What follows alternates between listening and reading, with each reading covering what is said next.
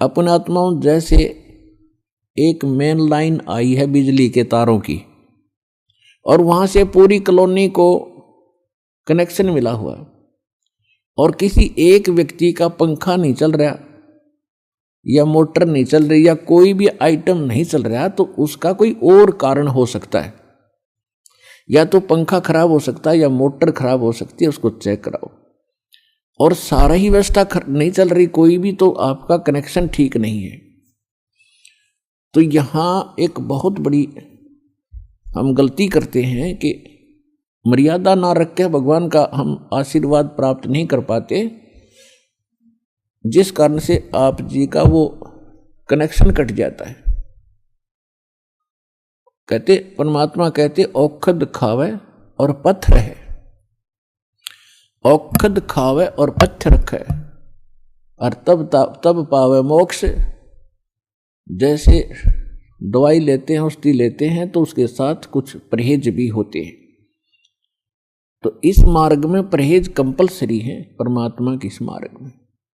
और परहेज वही हैं जो हमने वैसे ही ना करने चाहिए। बीड़ी, शराब, मांस, तम्बाकू, अन्य देवताओं की पूजा, ये तो वैसे ना करनी चाहिए।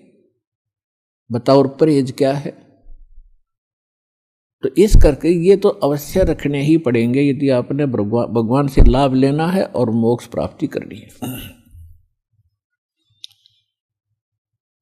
तो कहने का भाव ये है कि नाम जिन्होंने ले लिया, धीरे धीरे सब काम होंगे।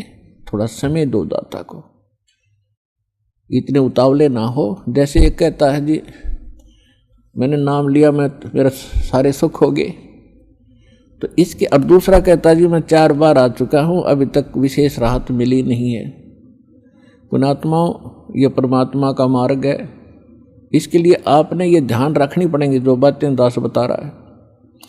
अब जैसे किसी का कोई रोगी है और उसको एक्सीडेंट हो गया किसी का, और उससे ब्लड निकल रहा है, रक्त, और उधर से टांग टूट गई, उस पीड़ा भी बहुत घनी हो रही है, तो डॉक्टर सबसे पहले उस स्थान को ऑपरेशन या किसी कारण से ठीक करेगा जहां से ब्लड निकल रहा है।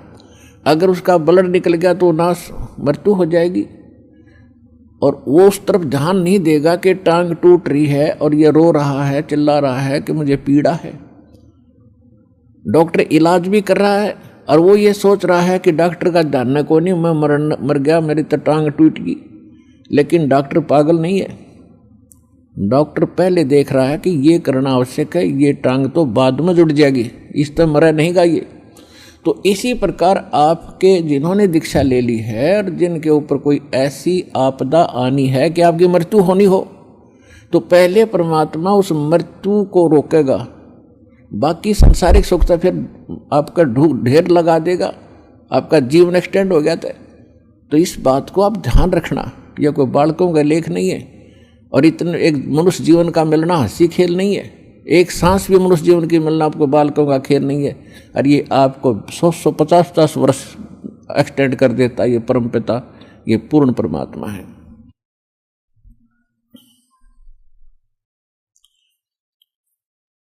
तो पुण्यात्मा, इन बातों पर ध्यान रखना जो दास आपको गाइडलाइन बता रहा है। तो इस प्रकार जिनको राहत नहीं मिल रही है वो ये ना सोचो भगवान का ऑपरेशन चालू नहीं है।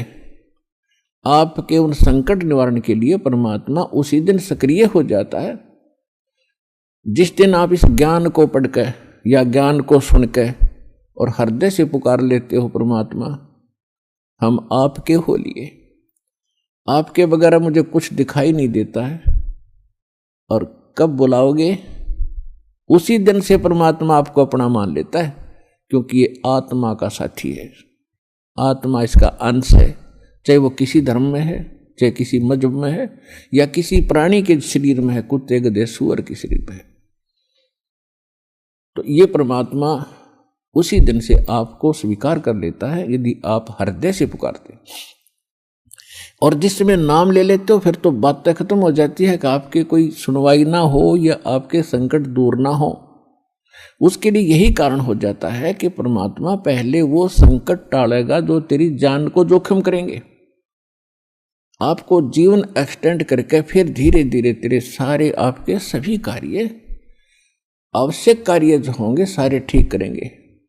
देखो ये भक्ति मार्ग है। यदि आप यहाँ आते हो बरवाला आश्रम में तो आपको सबसे पहले ये उद्देश्य बनाना होगा कि मुझे मोक्ष चाहिए। और जो ये कहते मैं फैक्ट्री लाऊं, मैं मंत्री बनूं, एमएलए बन जाऊं, मेरा आशीर्वाद दे दो गुरुजी, देखो ये आशीर्वाद यहाँ पर आपको नहीं मिलेंगे, क्योंकि ये तो भगवान से दूर करेंगे आपको। और हम ऐसा विष आपको खिला नहीं सकते जो आपका जीवन को हानि कर दे। डॉक्टर ऐसा अनजान नहीं होता। इसका कारण ये है कि जैसे कोठी बंगले आपको दे भी देगा भगवान, तो आप परमात्मा से कोसों दूर होगे। और फिर क्या बताते हैं, सर्व सोने की लंका थी वो रावण से रणधीरम, एक पलक में राज विराजीव जम के पड़े जंजीरम। सारी सोने की लंका बख्श दी थी उसको, सारा लंका सोने की बनाए बैठा था। और उस समय तो कई कई हजार, 20-20, 30-30 हजार वर्ष की उम्र होती थी। तो उसने त्याग को सोचना कोई बड़ी बात नहीं थी, कभी ना मरूं, 30-40 हजार वर्ष जीऊंगा, क्योंकि सतयुग में लाख वर्ष की आयु होती है। और त्रेता में भी सटाट के अंदर 40, 50, 30 और लास्ट में कम हो जाती है। तो रावण के मन में ये खरपतवार पैदा हो जाना, क्या भी नहीं मरूंगा, ठाठ तो कोठी बना ली, दो कोई मंजिल की अटारियां बना रखी हैं। जैसे आजकल ये 20-20, 30-30 मंजिल के बनाते हैं मकान, वो तो 100 मंजिल के बनाए बैठा था, 200 के, इतना कुबद्दी था। और सारे सोने के, ईंट और गारा सोने की, लिपाई सोने की। और उसने भी ये सोच रखा था भी नहीं मरूं, ऐसा बक्कल उतरा, सह परिवार नष्ट हो गया।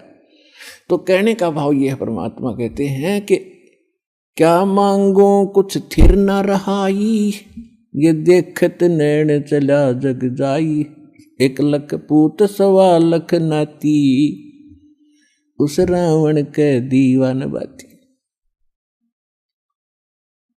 परमात्मा कहते क्या मांगो, हमें बताते हैं कि क्या मांगोगे। रावण जितने धनी भी नहीं हो सकते, और ऐसे शक्तिशाली सिद्धि युक्त भी तुम नहीं हो सकते। और उसकी क्या दुर्गति हुई, और क्या मांगना चाहिए परमात्मा से। भक्ति दान गुरु दीजियो, देवन के देवाओ, जन्म पाया भूलू नहीं, करहूं पद सेवा हो। और फिर क्या मांगे, साईं इतना दीजियो, जा मैं कुटुंब समाए, हम भी भूखे न रहे, अतिथि न भूख हो जाए। इससे अधिक मांगने की आवश्यकता नहीं भगवान से। अब परमात्मा ने सारा पता है कि इस बच्चे को क्या आवश्यकता है और कौन सा वस्तु देना अनिवार्य है, कौन सी वस्तु ये मांग रहा है, इसके लिए ये फायदेमंद है कि नहीं। जैसे डॉक्टर के ऑपरेशन यानी उपचार के अंदर रोगी ने अपनी नहीं चलानी चाहिए, डॉक्टर की ही चले, जब डॉक्टर होगा तो सही वो। और डॉक्टर के उपचार के अंदर बीच में कोई टांग अड़ाता है अपनी कि नहीं मत ऐसे कर दो, ऐसे कर दो, वैसे करवा ले, लेकिन उसे लाभ कुछ नहीं होगा, वो रोग नहीं कटेगा। तो इस प्रकार से आप जिस दिन यहां आ जाते हो, आप उपचाराधीन हैं। और आपका रोग कौन सा है, जग सारा रोग यारे, जिन सतगुरु वेद न जाण्या, जग सारा रोग यारे, जग सारा रोग यारे, जिन सतगुरु वेद न जाण्या, जग सारा रोग यारे। कौन सा रोग भाई, जन्म मरण का रोग लगा है, या तृष्णा बडरी खांसी। जन्म मरण का रोग लगा है, या तृष्णा बडरी खांसी। आवागमन की डोर गले में, या पड़ी काल की फांसी, जग सारा रोग यारे। जिन सतगुरु वैद न जाण्या जग सारा रोह गया रे। भाई देखा देखी गुरु शिष्य बन गए, किया ना तत्व विचारा। देखा देखी गुरु शिष्य बन गए, किया ना तत्व विचारा।